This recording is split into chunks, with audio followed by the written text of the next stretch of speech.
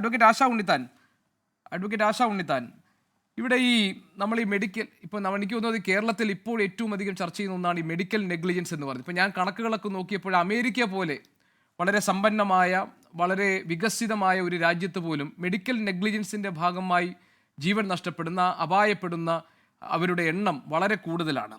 ഇനി നമുക്ക് നോക്കാനുള്ളത് ഇത്തരത്തിലുള്ള പ്രശ്നങ്ങളിൽ പെടുന്ന രോഗികളായിട്ടുള്ള ആളുകൾ അവർ നിസ്സഹായരാണ്, നിസ്വരാണ്, നിർധനരാണ്. അപ്പോൾ അവർക്ക് നിയമപരിരക്ഷ ഉണ്ടോ എന്നുള്ളതാണ്. ഇപ്പോൾ ഇവിടെ തന്നെ സുമയ്യ പറഞ്ഞു അവരുടെ സാമ്പത്തിക സ്ഥിതിയെപ്പറ്റി, അവരുടെ ആരോഗ്യ സ്ഥിതിയെപ്പറ്റി. ഇപ്പോൾ ഡോക്ടർ ശിക്ഷിക്കപ്പെടണം എന്നത് അവരുടെ ഏറ്റവും ന്യായമായ ഒരു ആവശ്യമായിട്ടാണ് ഈ ചർച്ചയിൽ അവർ മുന്നോട്ട് വെച്ചത്. നിയമപരമായി ഈ തരത്തിലുള്ള അത് മെഡിക്കൽ നെഗ്ലിജൻസ് ആകട്ടെ, അതല്ല ഇപ്പോൾ ഡോക്ടർ പറഞ്ഞതുപോലെ 1000-ലോ 10,000-ലോ ഒന്നായി സംഭവിക്കുന്ന ഒരു കോംപ്ലക്സ് കോംപ്ലിക്കേഷൻ ആകട്ടെ, എന്താണെങ്കിലും എങ്ങനെയാണ് രോഗികളുടെ അവകാശങ്ങൾ സംരക്ഷിക്കപ്പെടുക? ഇവിടുത്തെ ഏറ്റവും വലിയ വിഷയം എന്ന് പറഞ്ഞത് ഡോക്ടേഴ്സ് സംസാരിക്കുമ്പോൾ തന്നെ അവരുടെ ഇടയിൽ തന്നെ അത് കുഴപ്പമില്ല, ആ ഡോക്ടറിനെ അത് ബാധിക്കില്ല, ആ കേസ് ഊരിപ്പോവും എന്നൊരു വാക്കയില് ഞാൻ കേട്ടു. വക്കീലായതുകൊണ്ട് നേരെ അതിൽ കയറി പിടിച്ചതാണ്. ഇന്ത്യൻ മെഡിക്കൽ അസോസിയേഷൻ എന്ന് പറഞ്ഞാൽ ഇവരുടെ IMA ഉണ്ട്. IMAയുടെ നല്ല നല്ല വക്കീലന്മാര് നല്ല പൈസ കൊടുത്ത് വലിയ വക്കീലന്മാരെ കൊണ്ടുവന്ന് ഇവർക്ക് വേണ്ടി ഡിഫെൻഡ് ചെയ്യും. അതിനുവേണ്ടിയാണ് ഇവർ മാസമായിട്ട് പൈസ അടയ്ക്കുന്നതും മെമ്പർ ആവണതും കാര്യങ്ങൾ ചെയ്യുന്നത്. അതുകൊണ്ട് ഡോക്ടേഴ്സ് സൈഡ് ഈസ് സേഫ്. എന്നാൽ ഇത് സംഭവിച്ച ഈ പെൺകുട്ടിയുടെ അവസ്ഥ, ഇവര് കോടതി പോണെങ്കിൽ, കൺസ്യൂമർ കോർട്ടിൽ പോണെങ്കിൽ, സിവിൽ കോടതിയിൽ പോണെങ്കിൽ, പോലീസ് സ്റ്റേഷനിൽ പോണെങ്കിൽ, കേസ് ഡ്രാഫ്റ്റ് ചെയ്ത് കൊടുക്കണമെങ്കിൽ, ഇവരൊരു വക്കീലിനെ വെക്കണമെങ്കിൽ ആര് ഇവർക്ക് വക്കീലിനുള്ള ഫീസ് കൊടുക്കും? ഇവർക്ക് ഫീസ് കൊടുക്കാൻ ആളില്ല. അങ്ങനെ ഈ കൺസ്യൂമേഴ്സിന്, ഈ പേഷ്യൻസിന് അങ്ങനെ ഒരാളില്ല. അപ്പൊ കേസിന് പോവുകയാണെങ്കിൽ അപ്പോഴും സാമ്പത്തിക നഷ്ടം കൂടി വന്നുകൊണ്ടിരിക്കും ഈ പേഷ്യന്റിന് എന്നുള്ളതാണ്. രണ്ടാമത്തെ കാര്യം, തൃശ്ശൂർ മെഡിക്കൽ കോളേജില് ഒരു പാൻക്രിയാസിന്റെ പ്രശ്നമായി ബന്ധപ്പെട്ട് ഓപ്പറേഷന് പോയ ഒരു രോഗിയുടെ വയറ്റില് ഫോർസെപ്സ് വെച്ച് മറന്നിട്ട് 35ഓളം ദിവസം കോവിഡ് സമയത്ത് അവർ പിന്നെയും വന്ന് പഴുപ്പുണ്ട്, നിങ്ങൾ ശ്രദ്ധിക്കാണ്ടാണെന്നൊക്കെ പറഞ്ഞു ഏറ്റവും അവസാനം എക്സ്റേ എടുത്തപ്പോഴാണ് ഫോർസെപ്സ് കണ്ടെത്തിയത്. ആ രോഗി മരിച്ചു. അവർക്ക് വേണ്ടി നമ്മൾ കേസിന് പോയിട്ടുണ്ടായിരുന്നു. അപ്പൊ ആ സമയത്ത് ഒരു രൂപ പോലും അദ്ദേഹത്തിന് മരിക്കണ വരെ കിട്ടിയിട്ടില്ല. കൈയൊഴിയാണ് ചെയ്യുന്നത്. സർക്കാരാണെങ്കിലും മറ്റാൾക്കാരാണെങ്കിൽ നിങ്ങൾ കേസിന് പോയിക്കോ എന്ന മട്ടാണ്. അപ്പൊ ഇത് വളരെ ദോഷമാണ്. നമ്മളുടെ കൺസ്യൂമർ നിയമമാണെങ്കിലും അതുപോലെ തന്നെ നമ്മളുടെ ആരോഗ്യ മേഖല തന്നെയാണെങ്കിലും ഇത്രയും വലിയ കെട്ടിടവും എല്ലാ സൗകര്യങ്ങളും ഒക്കെ ഉണ്ടാക്കിയിരിക്കുന്നത് പൊതുജനങ്ങൾക്കാണ് എന്നതല്ല അവിടെ. അത് ഡോക്ടേഴ്സിന് ജോലി ചെയ്യാനുള്ള ഒരു ഇടാണ്. നമ്മളൊക്കെ എന്തോ ഗിനിപ്പന്തികളെ പോലെയാണ്. ഇപ്പം ഈ കത്രീഡലവിടെ വെച്ച് മറന്നു. അപ്പൊ കത്രീഡൽ മറന്നെങ്കിൽ ഇവിടെ ഒരു കുഞ്ഞ കോട്ടൺ മറന്നു വെച്ചിട്ടുണ്ടെങ്കിൽ ആ കോട്ടൺ എത്ര കോട്ടൺ എടുത്തു കൊടുത്തു എന്നതിന് കണക്ക് വെക്കുന്ന ഒരു നേഴ്സ് ഉണ്ട്, അല്ലെങ്കിൽ ഒരു സ്റ്റാഫ് ഉണ്ട്. ആ ഓരോ കോട്ടനും തിരിച്ചു വരണം. അത് തിരിച്ചു വന്നില്ലെങ്കിൽ അത് എവിടെയാണ് വന്നില്ല എന്നത് പറയണം. അപ്പൊ ഇവര് സാധാരണ സർജൻസ് എന്താ ചെയ്യാന്നറിയോ? ഇത്തരം നെഗ്ലിജൻസ് വരുന്ന സമയത്ത് ഞാൻ എന്റെ കയ്യിൽ കിട്ടുന്ന സാധനങ്ങൾ എടുത്ത് ഓപ്പറേറ്റ് ചെയ്യുന്നു, തിരിച്ചവിടെ വന്നിട്ടുണ്ടോ എന്നാണ് എന്റെ ഉത്തരവാദിത്തമല്ല എന്നാണ് പറയാം. അത്രമാത്രം സർജറികൾ ഇവർക്ക് വരും. അപ്പൊ ഇതൊരു ടീമിന്റെ ഉത്തരവാദിത്തം തന്നെയാണ്. ആരാണോ ലീഡ് ചെയ്യുന്ന ടീം ആ അദ്ദേഹത്തിന് മുകളിലേക്ക് കാര്യങ്ങൾ വരികയും ചെയ്യും. ഇവിടെ ഭാഗ്യത്തിന് ആ ഡോക്ടർ ഇവർക്ക് പൈസ അയച്ചു കൊടുക്കുന്നു, സ്കാൻ ചെയ്യാനുള്ള സംവിധാനങ്ങളൊക്കെ സഹായിക്കുന്നുണ്ട്. കുറച്ച് മനുഷ്യ സ്നേഹത്തോടെ തന്നെ അദ്ദേഹം പെരുമാറിയിട്ടൊക്കെ ഉണ്ട്.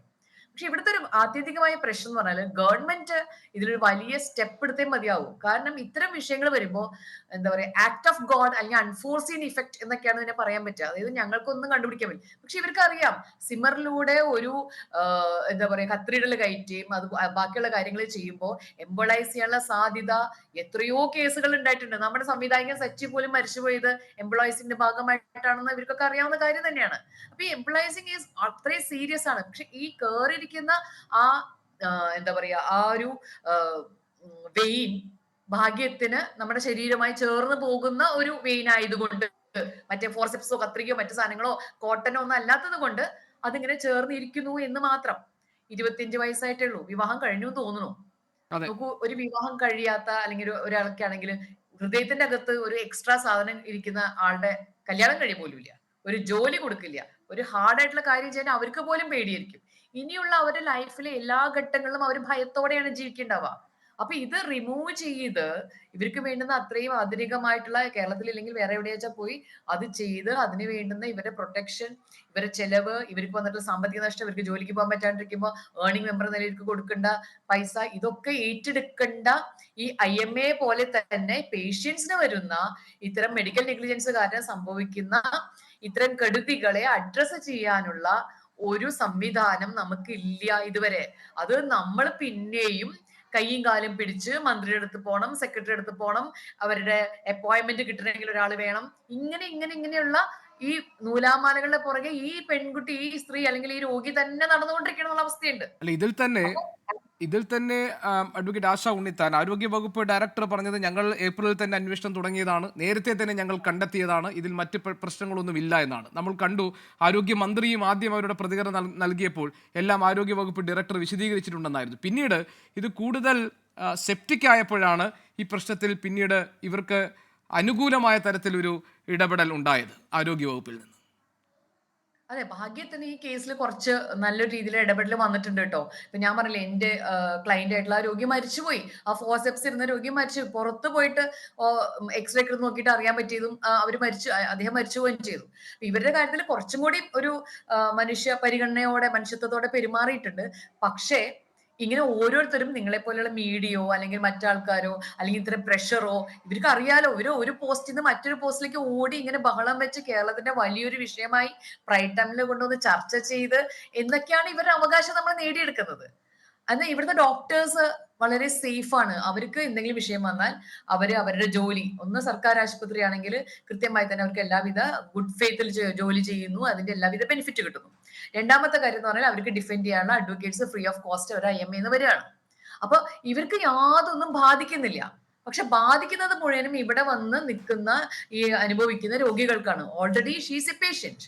രണ്ടാമത് അവരെ വീണ്ടും വീണ്ടും ജീവിതകാലം മുഴുവൻ പേഷ്യന്റ് ആവും. അപ്പൊ ഇവിടെ നമ്മളുടെ രോഗികളെ കൺസ്യൂമറായി കാണുന്ന ഇപ്പോഴത്തെ നിയമത്തിലും വളരെ പ്രശ്നങ്ങളുണ്ട്. ശരി, അഡ്വക്കേറ്റ് ആശ, ഏതായാലും താങ്കൾ പറഞ്ഞതൊരു വളരെ വിപുലമായ ഒരു വിഷയമാണ്. സത്യത്തിൽ അതിൽ ഒരുപാട് ചർച്ചകൾ ആവശ്യമാണ്. പക്ഷേ ഇന്ന് ഈ ചർച്ചയിൽ പങ്കെടുക്കാൻ വന്നിരിക്കുന്ന നമ്മുടെ രണ്ട് ഡോക്ടേഴ്സും, പ്രത്യേകിച്ച് ഡോക്ടർ ജോയും ഡോക്ടർ അരുണൊക്കെ ഇതിൽ എന്താണ് സംഭവിച്ചിട്ടുള്ളത്, കാരണം അവർക്ക് അവരുടെ ഭാഗങ്ങൾ വിശദീകരിക്കാനുണ്ടല്ലോ. അതിന്റെ അവർ സാങ്കേതികമായ പ്രശ്നങ്ങൾ, അതിനകത്തുള്ള ഇതൊരു പിഴവാണോ, ഇത് കോംപ്ലിക്കേഷൻ ആണോ, ആ കാര്യങ്ങൾ വിശദീകരിക്കുക കൂടിയായിരുന്നു അവർ ചെയ്തിരുന്നത്. ഇതിന്റെ ധാർമ്മികമായ ഭാഗം പിന്നെ ഉറപ്പായും അഡ്വക്കേറ്റ് ആശ ഉണ്ണിത്താൻ താങ്കൾ പറഞ്ഞതുപോലെ ഇതിനകത്തെ രോഗിയുടെ അവകാശങ്ങൾ അത് സംരക്ഷിക്കപ്പെടണമെന്ന കാര്യത്തിൽ ഒരു തർക്കവുമില്ല.